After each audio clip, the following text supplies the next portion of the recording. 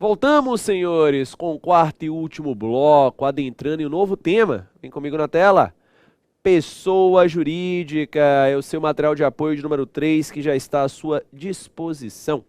E eu começo com o conceito e aquisição da personalidade jurídica. Vem cá, o que é a pessoa jurídica? A pessoa jurídica é a soma de esforços humanos. E aí você pode colocar aí, entre parênteses, corporação, ou a destinação de um patrimônio, e aí você pode colocar, entre parênteses, fundação, constituída na forma da lei, objetivando uma finalidade lícita e obediente à função social.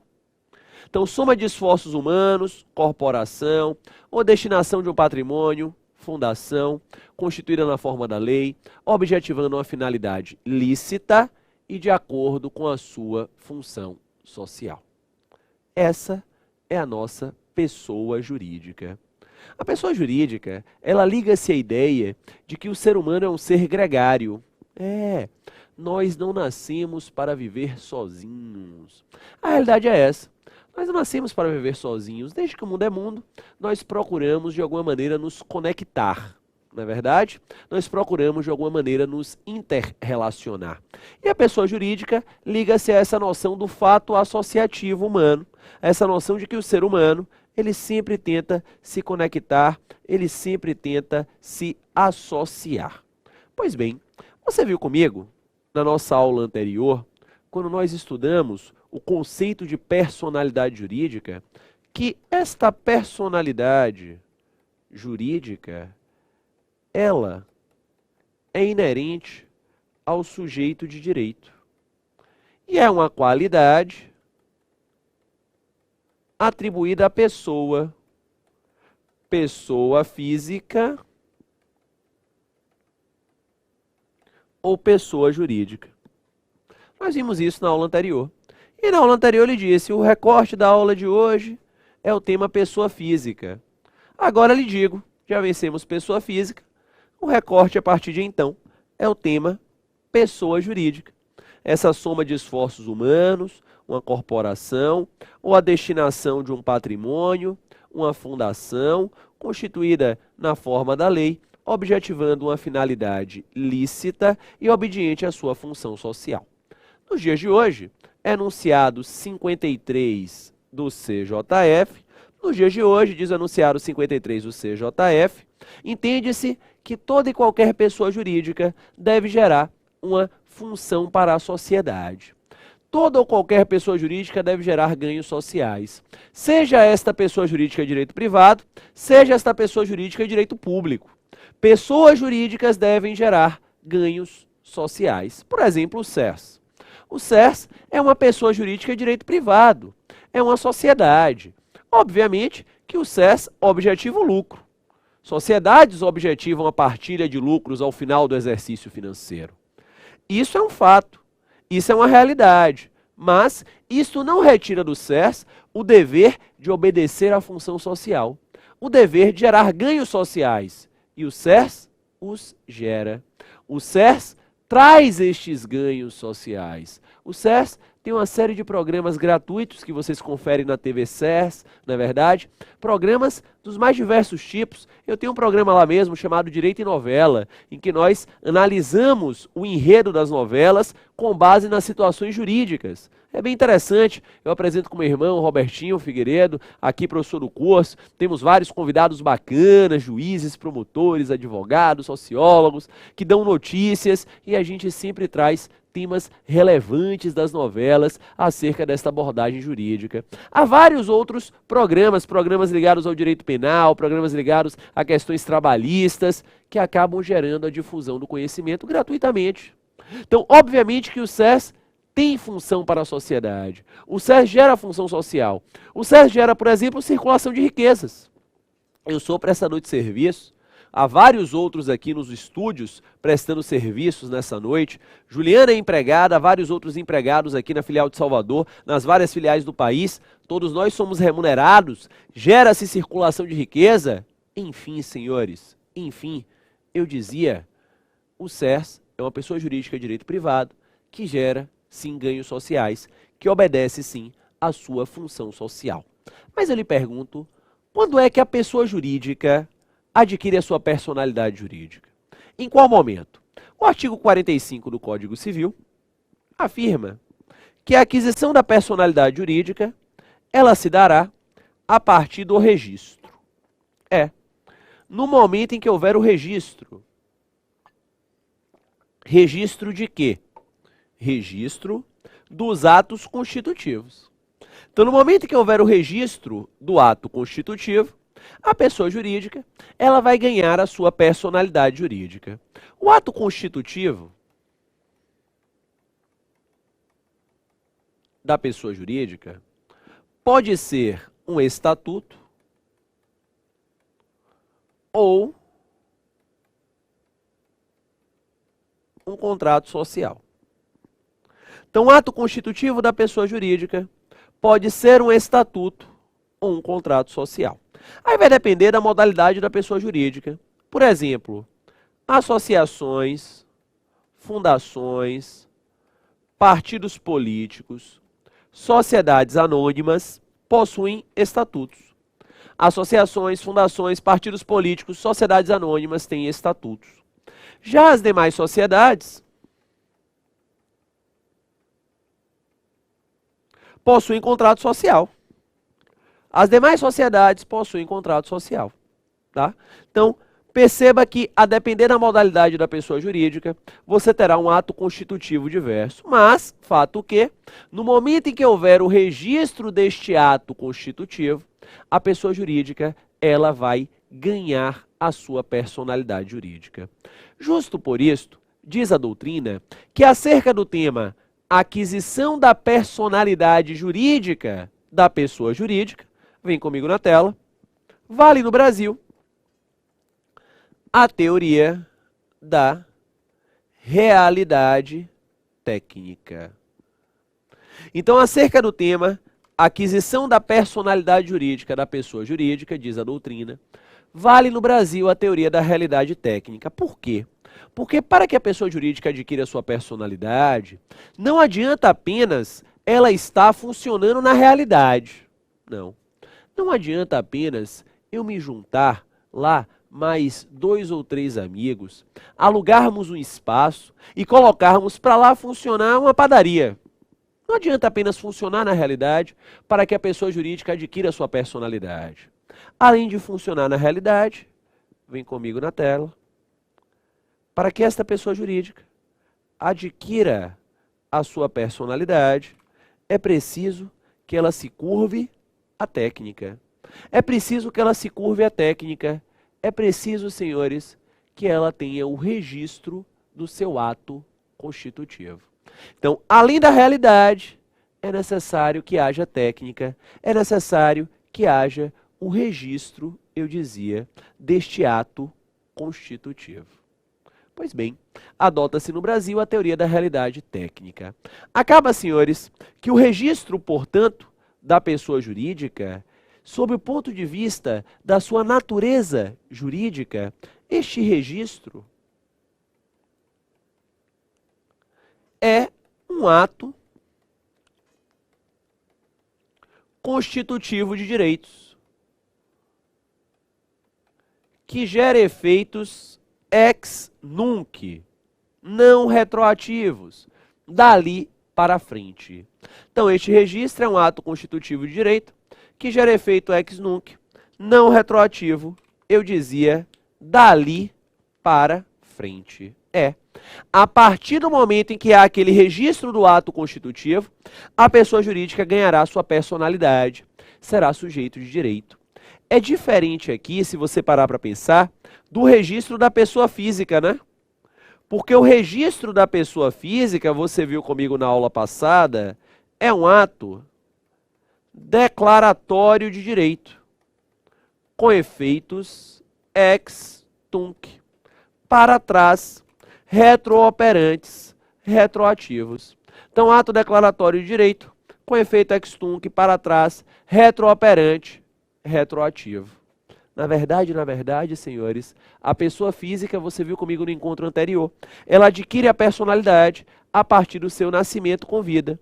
O seu registro posterior será uma mera declaração com efeito para trás, efeito retroativo. Percebam, porém, o seguinte: em algumas situações, em alguns casos, antes do registro, a pessoa jurídica precisará de uma autorização ou aprovação do Poder Executivo. Vem comigo aí na tela.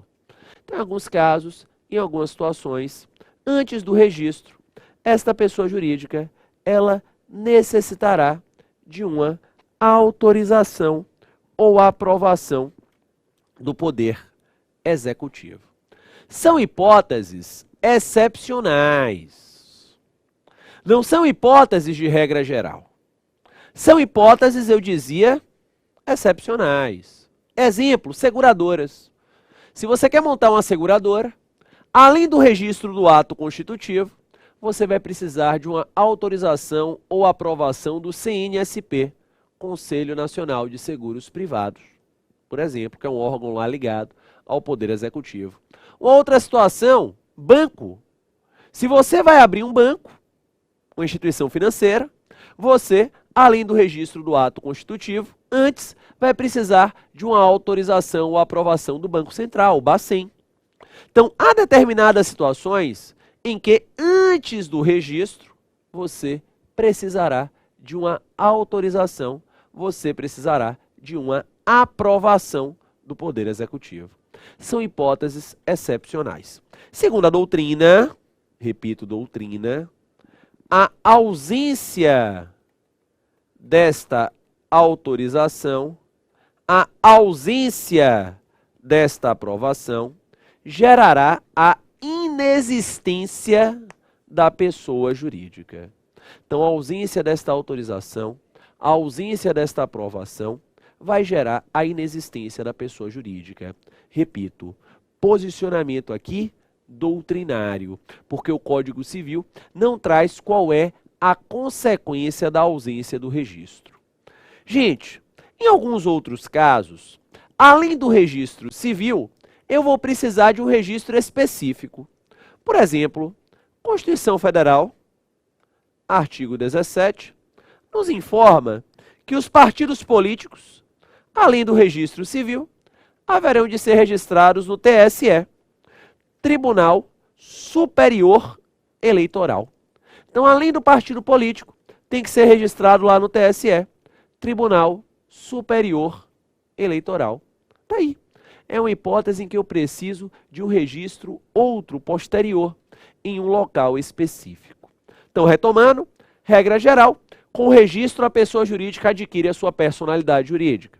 Exceções, além do registro civil, em algumas situações eu vou precisar de uma autorização ou aprovação prévia, sob pena de inexistência da pessoa jurídica. Artigo 45 do Código Civil, exemplifiquei com instituição financeira, exemplifiquei com seguradora. Em outras situações, além do registro civil, eu vou precisar de um registro específico, como os partidos políticos, que haverão de ser registrados no Tribunal Superior Eleitoral. Ok? Para fechar essa questão da aquisição da personalidade jurídica, vem comigo na tela, recorde-se você que o parágrafo único do artigo 45 nos traz um prazo decadencial de 3 anos para anular a constituição das pessoas jurídicas de direito privado.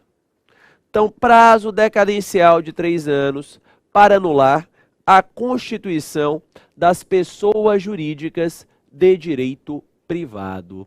Obviamente que você vai anular essa Constituição através de uma ação anulatória. Então, você ajuizará uma ação anulatória e você anulará por haver defeito, por existir defeito no ato constitutivo da pessoa jurídica. Tá bom. Vá lá, então, que eu me juntei com alguns amigos, aluguei um espaço, coloquei lá para funcionar uma agência de viagens. Nós fizemos um contrato social e levamos a registro. Ok. Eu lhe pergunto, e aí? O que é que acontece? A partir do momento em que houver o registro, avanço no esquema, passará a valer o princípio da separação, independência ou autonomia, previsto nos artigos 46, inciso 5, e 1052, ambos do Código Civil.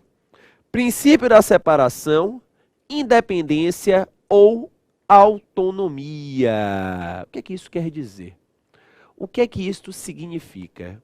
Isso significa que a pessoa jurídica passará a ter personalidade jurídica própria. Ela passará a ter personalidade jurídica própria e atuará de forma independente, autônoma em relação aos seus componentes. Então você vai ter, em um desenho singelo, didático,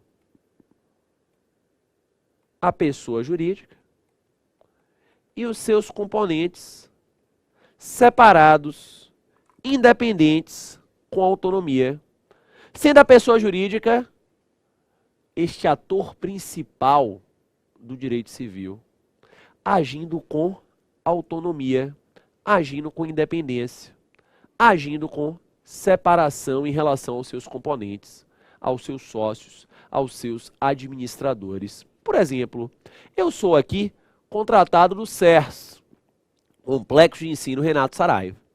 O CERS me contratou. A minha relação de prestação de serviço é para com o CERS. Caso o CERS não me remunere, a minha ação será contra o CERS. Será contra ele. E em face do CERS é que eu irei pleitear os meus direitos. Porque o CERS que tem o dever de me pagar e responderá ao CERS com o seu patrimônio pelo inadimplemento. De outra banda, de outro viés, os sócios do CERS têm as suas obrigações pessoais. Compram imóveis, compram carros e, acaso não honrem com as suas prestações, com os seus pagamentos, serão eles atingidos no seu patrimônio pessoal. São sujeitos de direitos independentes, autônomos, separados. Mas o que é que acontece? A mente humana é altamente criativa para o ilícito. A mente humana é altamente criativa para o ilícito, senhores. Basta você dizer a alguém que algo é proibido, que este cidadão já fica ali, ó, maquiavelicamente, não é verdade? Maquiavelicamente, imaginando, pensando saídas para tentar burlar a lei. E como a mente humana é maquiavélica, joga na tela, um cidadão chamado Salomon, em 1800 e bolinha, quando realizou a existência desta separação, independência ou autonomia, resolveu abrir uma empresa, a Salomon Company. Uma empresa de sapatos. E o Salomon, lá na Inglaterra, abriu essa empresa de sapatos, pegou o pagamento de Deus e o mundo, deu calote em todo mundo e não entregou o produto para ninguém. As pessoas começaram a ajuizar a ação contra a Salomon Company, pessoa jurídica. Só que a Salomon Company não tinha nada em nome dela. Não tinha sala, não tinha conta bancária, não tinha nada. E aí foram atrás do Salomon, da pessoa física, do sócio, e o Salomon falou, em cima de mim não, irmão. Em cima de mim não, porque o seu contrato é com a empresa, não é comigo. Vai lá, executar a empresa. Ah, mas a empresa não tem patrimônio. Paciência. E pasmem, o Salomon se safou. À época, o Salomon se safou. Mas, o caso Salomon, ele foi emblemático porque foi a partir do caso Salomon que os operadores do direito olharam e falaram, isso não pode ficar assim barato, a gente tem que achar uma solução para isso. Nós temos que achar uma solução para isso, para coibir hipóteses em que a pessoa jurídica ela é utilizada com o único intuito do abuso. E neste cenário nasceu a teoria da desconsideração da personalidade jurídica da pessoa jurídica. Teoria da desconsideração da personalidade jurídica da pessoa jurídica. No CPC de 73, né, que vige aí este ano de 2016 até março, o tema tinha como primeira notícia o artigo 592, inciso 2, ok? O qual dizia que ficam sujeitos à execução os bens do sócio nos termos da lei, tá? Então o CPC de 73, uma notícia aí que vai viger até março, mas que serve também sobre a notícia histórica, já trazia a previsão da desconsideração, dizendo que esta aconteceria, que o patrimônio dos sócios poderiam ser atingidos eventualmente por dívidas da empresa nos termos da lei. Nos termos da lei. Caberia então a cada seara do direito, enfim, né, trazer a sua norma específica. O Código Civil de 2002, bem depois de 73, no seu artigo de número 50, trouxe os requisitos necessários para a desconsideração.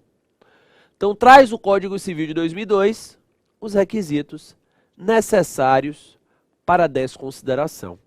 E sobre eles que nós iremos conversar a partir de agora. Então, fique bem atento.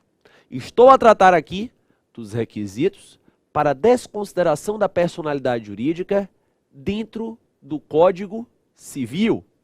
E aí eu lhe pergunto, quais são os requisitos para que seja desconsiderada a personalidade jurídica da pessoa jurídica e sejam atingidos os bens dos integrantes desta pessoa jurídica por dívida da empresa?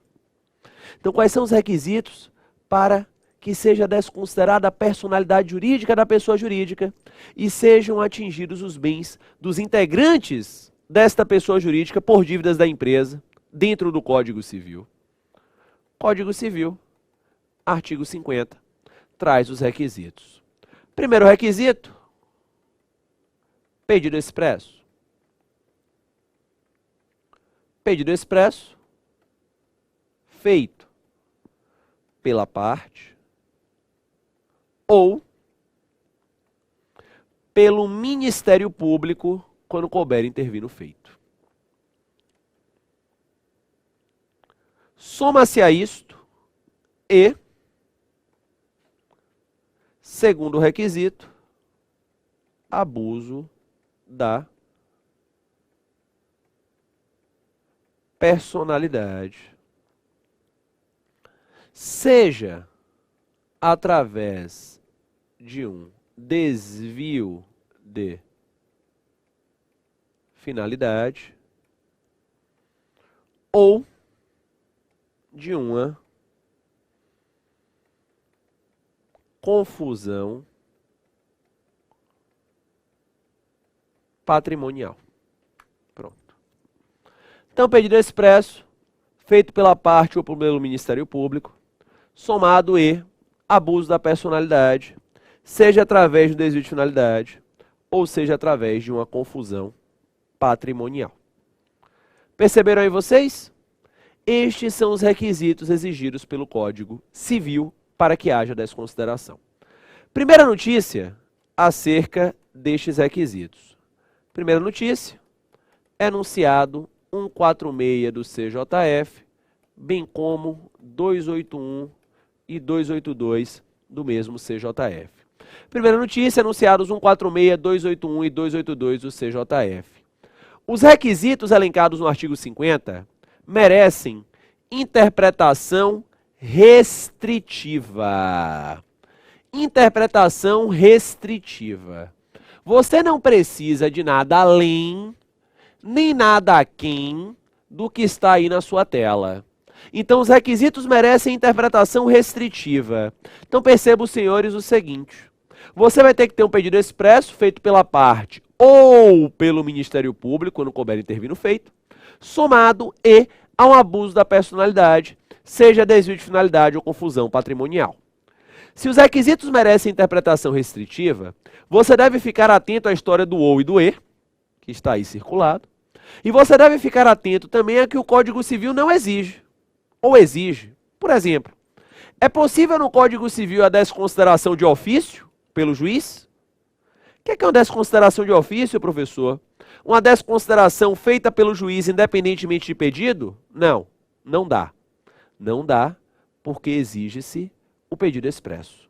Então não dá para o juiz desconsiderar de ofício. É preciso no Código Civil, professor, o encerramento das atividades da pessoa jurídica para que haja a sua desconsideração ou a sua insolvência? Não. O Código Civil exige o abuso da personalidade, mas em nenhum momento exige nesse abuso da personalidade encerramento das atividades ou insolvência. Exige sim desvio de finalidade ou confusão patrimonial. Então fiquem bem atentos à história do ou, à história do e aquilo que o Código Civil exige e aquilo que o Código Civil não exige. Porque os requisitos merecem interpretação restritiva.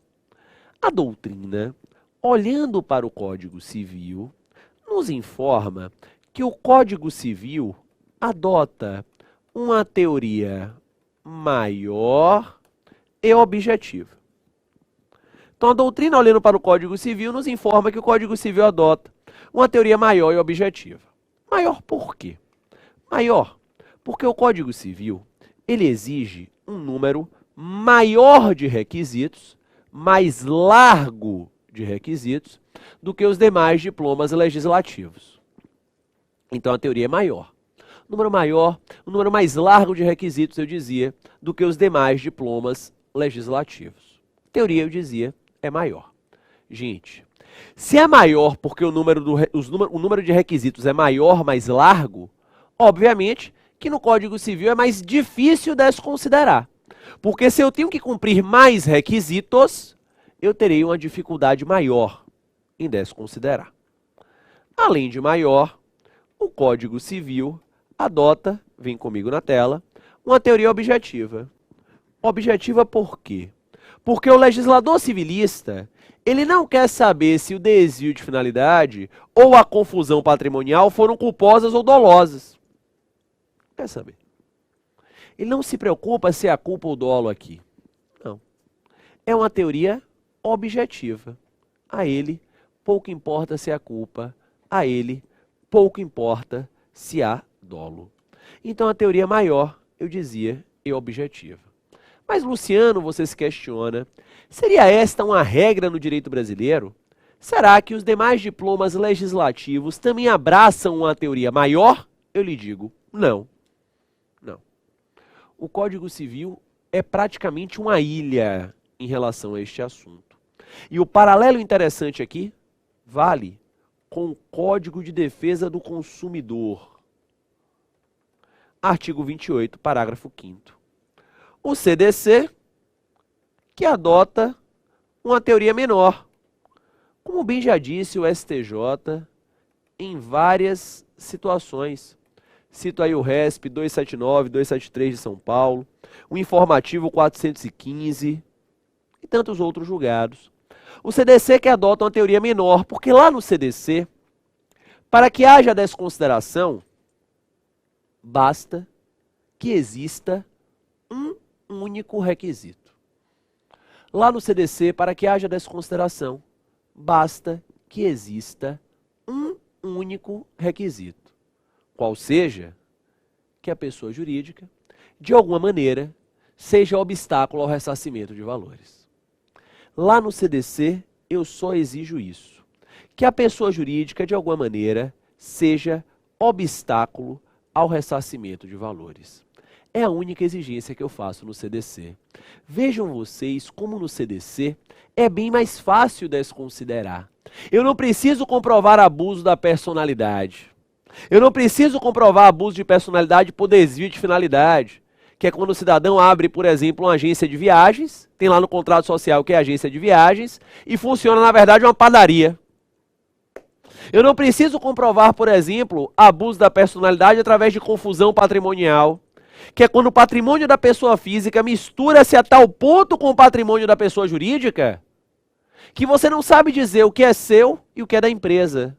É aquele cidadão, por exemplo, que com o cartão corporativo da empresa, ele paga a academia, paga o jantar com a namorada, a viagem de lazer e assim por diante. Nestas situações, nestes casos, no Código de Defesa do Consumidor, não se exige nenhum tipo de prova. Não preciso de confusão patrimonial, não preciso de abuso da personalidade. Se a pessoa jurídica, eu dizia, de alguma maneira for obstáculo ao ressarcimento de valores, haverá na relação de consumo a desconsideração. É curioso, porque essa distinção muda tudo na prática.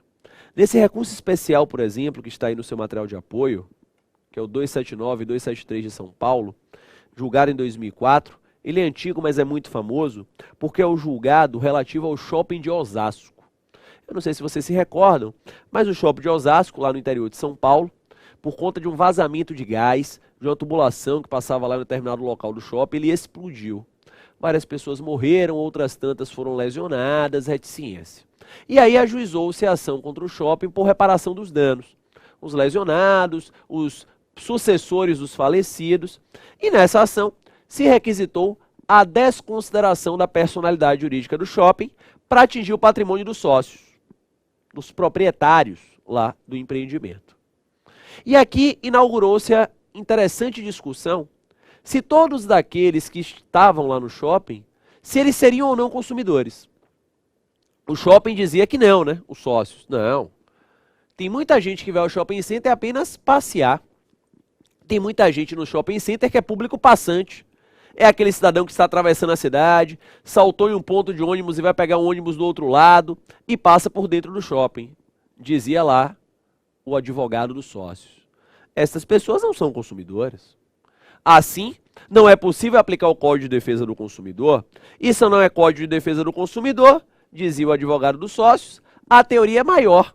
E se a teoria é maior, por mais que haja o pedido expresso, como não houve abuso da personalidade, porque não há nem desvio de finalidade nem confusão patrimonial, não dá para atingir o patrimônio dos sócios.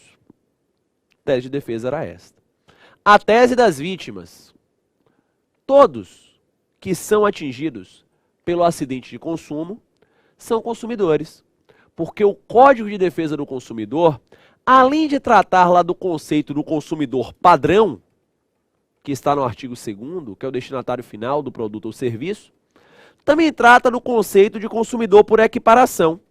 E dentre eles está lá no artigo 17, aquele que é atingido pelo fato do consumo, pelo acidente de consumo, que é o caso. Pouco importa se estava como público passante, passeando, se o cidadão estava fora do shopping center, né, e foi atingido pela explosão, ele tem a proteção da legislação consumerista. E entendo a proteção dessa legislação consumerista, a teoria é menor. E se a teoria é menor, se a pessoa jurídica é obstáculo ao ressarcimento de valores, se o shopping está sem grana para pagar, eu já posso atingir os sócios. Veja como muda tudo. E o STJ, obviamente, andou com a tese da aplicação do CDC e está aí no seu material de apoio para depois você consultar. No nosso próximo encontro, eu vou retomar das questões polêmicas acerca da desconsideração. Vamos verificar os avanços doutrinários e jurisprudenciais acerca do tema e vamos fechar o tema da desconsideração analisando como fica este assunto no novo Código de Processo Civil, o qual dedicou todo um trecho para o tratamento do tema. Como sempre, foi uma alegria enorme estar aqui hoje. Espero que tenham gostado do nosso encontro e espero revê-los em breve na nossa próxima aula. Um beijo grande no seu coração e até a volta.